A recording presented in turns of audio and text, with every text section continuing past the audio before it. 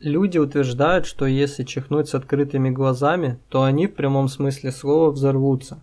Другие считают, что глазные яблоки просто выпадут, или веки никогда больше не смогут сомкнуться.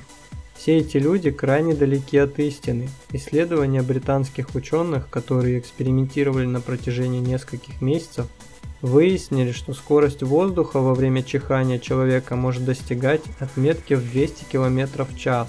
Это скорость гоночного автомобиля. Также выяснилось, что частички слюны могут лететь со скоростью до 40 км в час.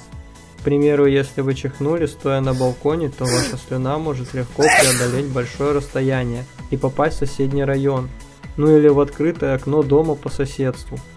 Они также выяснили, что если бы человек не успевал закрыть веки перед тем, как чихнул, то его глазные яблоки просто выпали бы, так как на них оказывается огромнейшее давление или возможны сильнейшие повреждения глаз.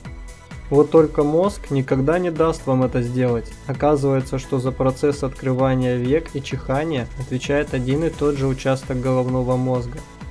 Так что как бы вам этого не хотелось, чихнуть с открытыми глазами все равно не удастся. Не все поверили ученым. При этом собралась группа добровольцев. Один из молодых парней решился надеть на себя шлем, не дающий сомкнуть глаза. Другие принялись провоцировать его чихание солью.